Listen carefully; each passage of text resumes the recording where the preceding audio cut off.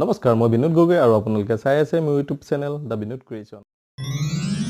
অসম সন্মিলিত মহাসংঘ, হয়, সন্মিলিত মহাসংঘই আৰম্ভণিৰে পৰা যি চৰকাৰী এই অসম বিৰোধী যি এই কাপি দিলে, সেয়া তাৰ বিৰুদ্ধে তেখেতসকলে আৰম্ভণিৰ পৰাই তেখেতসকলে মাত মাতি আছে আৰু বিভিন্ন সময়ত বিভিন্ন পদক্ষেপ তেখেতসকলে লৈছে। আজি অসম সন্মিলিত মহাসংঘৰ কাৰ্যকাৰী সভাপতি মতিউৰ ৰহমান দেৱক আজি লগ পাইছিলোঁ। তেখেতে একে সাক্ষাৎকাৰত ইয়াৰ বিৰুদ্ধে তেখেতসকলে কাৰ্য হাতত লৈছে বা তেখেতসকলে অনাগত দিনত কিদৰে ইয়াৰ ব্যৱস্থা গ্ৰহণ কৰিব তাৰ বিষয়ে এটা মন্তব্য দিয়ে, তাৰে কিছু অংশ মই আপোনালোকলৈ দিবলৈ চেষ্টা কৰিলোঁ।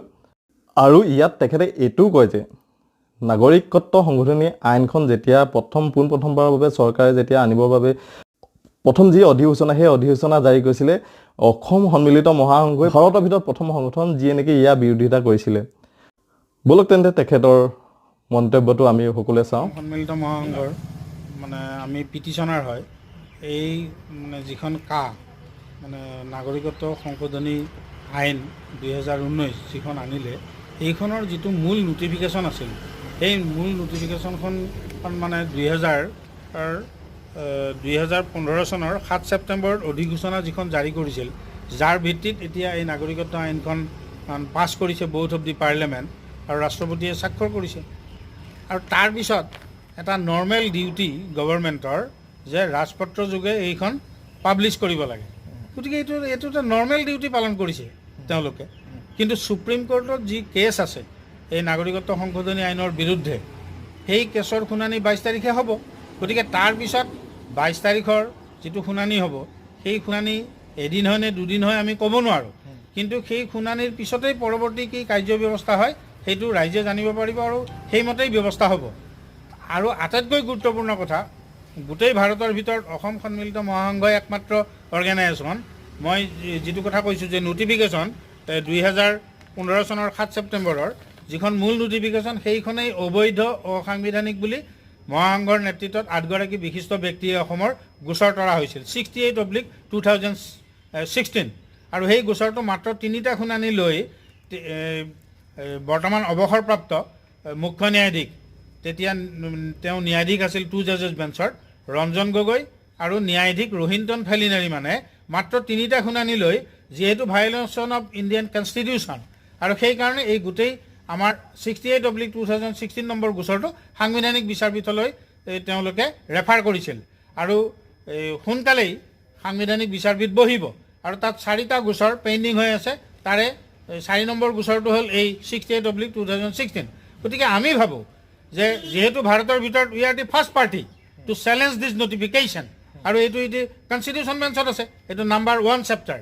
নাম্বাৰ 2nd চেপ্টাৰ এই নাগৰিকত্ব সংশোধনী আইনৰ বিৰুদ্ধেও আমি আকৌ এটা গোচৰ তৰিছোঁ নতুনকৈ, আৰু সেইটো ইতিমধ্যে শুনানি হৈছে আৰু তাৰ ফুল ফ্লেজেড শুনানি হ'ব 22 তাৰিখে। এইটো 1514/2019। গতিকে আমি নিশ্চিত যে যিহেতু আমি এটা পাৰ্ট কনষ্টিটিউশ্যন বেঞ্চলৈ পঠিয়াইছোঁ, ছেকেণ্ড পাৰ্টটো মানে ট্ৰাইবেল ষ্টেটবিলাকক এৰি আৰু অসমৰ ভিতৰতেই 3খন মানে 6 শিডিউল প্ৰাপ্ত 3খন ডিষ্ট্ৰিক্ট, ডিমা হাছাও, কাৰ্বি আংলং আৰু BTAD, এই 3খনক বাদ দি যিটো ডিছক্ৰিমিনেশ্যন, কাৰণ সেই ডিছক্ৰিমিনেশ্যন কৰি তেওঁলোকে এই আইনখন আনিলে। গতিকে এইটোৰ বিৰুদ্ধে আমাৰ যিটো ফুল ফ্লেজেড কেছ, এই কেছটোৰো শুনানি হ'ব আৰু আমি নিশ্চিত যে এইটো আল্টিমেটলি সাংবিধানিক বিচাৰপীঠলৈ পঠোৱাৰ সম্ভাৱনা আছে। আৰু বাকী যিবিলাক মানে গোচৰ বাকী বিভিন্ন পাৰ্টিৰ, তাৰ গোটেই লাইনিংবিলাক বেলেগ বেলেগ। কিছুমান আছে কমিউনেল, কিছুমানে কৈছে ৰোহিংগিয়াক অন্তৰ্ভুক্ত কৰিলে তেওঁলোকে ছাপৰ্ট কৰিছে। What is this? তেওঁলোকেতো মানে এই কথাটো ডিপ ৰুটেড নহয়। তেওঁলোকে নিজৰ ৰাজনৈতিক মুনাফা আদায়ৰ কাৰণে বিভিন্ন দল সংগঠনে বেলেগ বেলেগ লাইনত কথাবিলাক কৈ আছে, বেলেগ বেলেগ লাইনত তেওঁলোকে পিটিশ্যন দিছে। কিন্তু আমাৰ পিটিশ্যন আৰু সেইবিলাকৰ মাজত আকাশ পাতাল পাৰ্থক্য আছে। আমি কৈছোঁ যে 74 ইয়াৰ্ছ ৰানিং যে বিদেশী নাগৰিকৰ প্ৰব্ৰজনৰ ফলত আমি কেনেকৈ ভাষা, কৃষ্টি, সংস্কৃতি, মাটি, সম্পদ আমি হেৰুৱাইছোঁ বিদেশীৰ হাতত, এই গোটেইবোৰ তথ্য দাঙি ধৰি আৰু আন্তঃৰাষ্ট্ৰীয় যিবোৰ চনত সেইবোৰ কেনেকৈ ভায়োলেট কৰিছে, এই গোটেই কথাবোৰ টানি আনি আমি যিহেতু উত্থাপন কৰিছোঁ আমাৰ এই গোচৰটোত। গতিকে আল্টিমেটলি এই গোচৰৰ ভিত্তিতেই মানে শুনানি হ'ব আৰু জবৰদস্ত মানে চৰকাৰৰ লগত ফাইটিংটো মহাসংঘৰেই হ'ব। ইট ইজ ডিছগাষ্টিং যে এইখন ইণ্ডিয়াতহে তেনেকুৱা হ'ব পাৰে।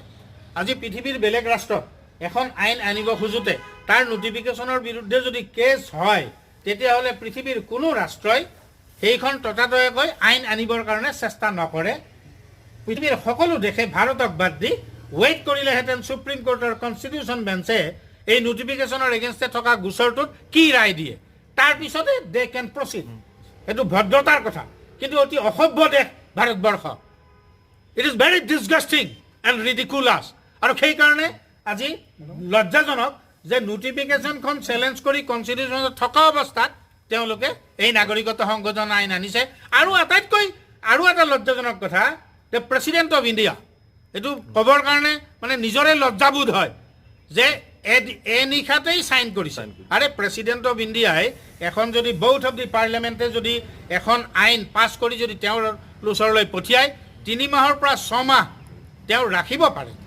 তেওঁ ষ্টাডি কৰা উচিত আৰু বিশিষ্ট আইনজ্ঞ মানে প্ৰাক্তন মানে মুখ্য ন্যায়াধীশসকলৰ সৈতে কথা পাতি দেশ আৰু জনগণৰ কল্যাণৰ কাৰণে এই আনিব খোজা আইনখন জাষ্টিফাইড হয় নে নহয় এই সকলোবোৰ পৰীক্ষা কৰিহে তেওঁ চাইন কৰা উচিত কিন্তু দুৰ্ভাগ্যজনক আৰু ইণ্ডিয়াৰ ৭৪ বছৰ ইতিহাসত এই ঘটনা ঘটা নাই ফৰ দি ফাৰ্ষ্ট টাইম এই ঘটনা ঘটিছে যে প্ৰেচিডেণ্ট অফ ইণ্ডিয়াই এক নিশাতেই এই কাগজ আইনখনত চাইন কৰিছে ইট ইজ ৰিডিকুলাছ আপোনালোকে চাই আছিলে মোৰ ইউটিউব পেজ দ্য বিন্দুট ক্ৰিয়েশ্যন যদি মোৰ পেজত নতুন তেন্তে ছাবস্ক্ৰাইব কৰিব লগতে কাষতে থকা বেল আইকনটো প্ৰেছ কৰিবলৈ নাপাহৰিব যাতে অনাগত দিনত এনেধৰণৰ ভিডিঅ'বিলাক আপোনালোকে পাই থাকে